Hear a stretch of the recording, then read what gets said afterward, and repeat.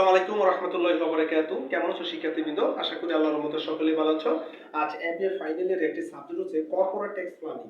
Corporate tax planning এর আমি একটা ম্যাথ টপিক নিয়ে আলোচনা করব। চলো শিক্ষার কথা না বলে আমি তোমাদের এখন ম্যাথটা সলিউশন করে দেখাবো।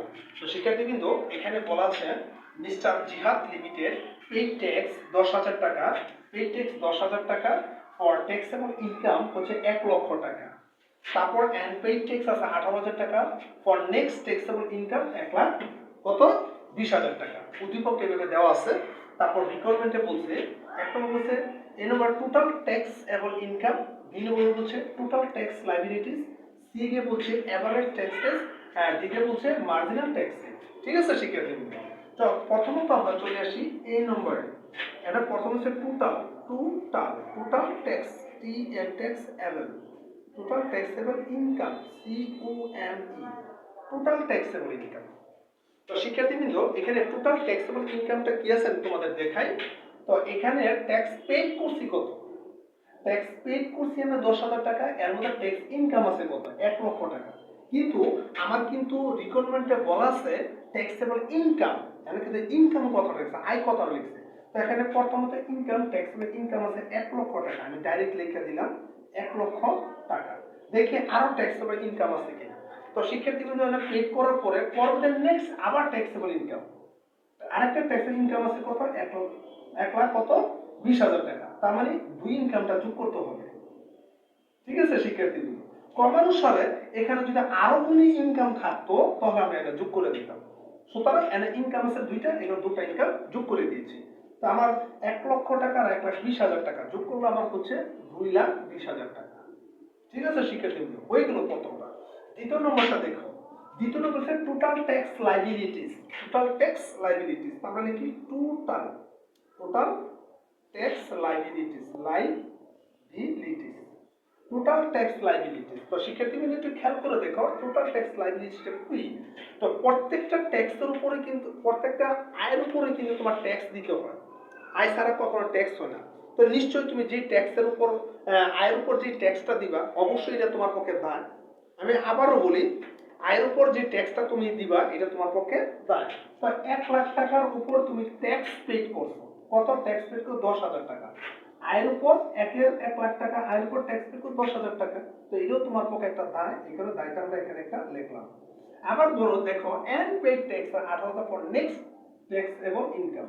পরবর্তী বছর আবার 1,20,000 টাকা তোমার আয় ছিল, এই টাকার উপর তুমি ট্যাক্স দিছো কত?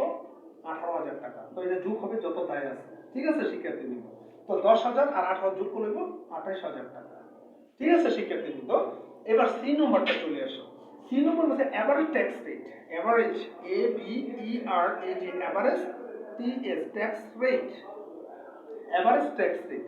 তো শিক্ষার্থীবৃন্দ, এভারেজ ট্যাক্স রেটের সূত্রটা আমি এখন তোমাদের দেখাবো। তো এই সূত্রটি একটু দেখে নিলে, total TAL total, total tax, total tax liability, আমি সূত্রটা লিখে লায়াবিলিটিস, টোটাল ট্যাক্স লায়াবিলিটিস কথাটা লিখলাম। টোটাল, আমি কথাটা আরেকবার লিখি, total tax, TAX, total tax liabilities আর total taxable income. Total tax, TS tax, ABL taxable income, total taxable income into 100। ঠিক আছে শিক্ষার্থীবৃন্দ? তা এভারেজ ট্যাক্স রেটের সূত্র হচ্ছে total tax liabilities, total taxable income. তো শিক্ষার্থীবৃন্দ খেয়াল করো, টোটাল ট্যাক্স লায়াবিলিটিস মানে কত হচ্ছে, আমরা কত দিয়ে 2 নম্বর রিকোয়ারমেন্টে বার করলাম। টোটাল ট্যাক্স লায়াবিলিটি 28,000 টাকা, আর টোটাল ট্যাক্স লায়াবিলিটিস হইতেছে কত? 2,20,000 টাকা। 2,20,000 ওই যে এ নম্বর রিকোয়ারমেন্টে। ঠিক আছে, এ নম্বর রিকোয়ারমেন্টে ইনটু 100। তো শিক্ষার্থীবৃন্দ, এখন আমরা কি করবো, এটা ক্যালকুলেটর মিনিমাইজ করে আমি তোমাদের দেখাচ্ছি। তো 28,000 টাকা, 28,000 টাকাকে 2,20,000 টাকা দিয়ে বা 100 দিয়ে গুণ দিবা, তাহলে তোমার আশপাশে কত? 12.72%। দ্যাট মিন্স হয়ে গেল শিক্ষার্থীবৃন্দ। ঠিক আছে? তো সি নম্বর রিকোয়ারমেন্টটা হয়ে গিয়েছে। এবার ডি নম্বরে মার্জিনাল ট্যাক্স রেট। এই যে ডি নম্বরটা আমি এখানে দেখাচ্ছি, marginal, MAR, marginal tax rate, tax RATE, marginal tax rate. Marginal tax রেটের সূত্রটা কি শিক্ষার্থীদের এখন তোমাদের আমি দেখাবো। একটা additional, ADITIONAL ADITIONAL additional tax সূত্রটা একটু লিখে নিও এডিশনাল ট্যাক্স আর additional income ADITIONAL additional income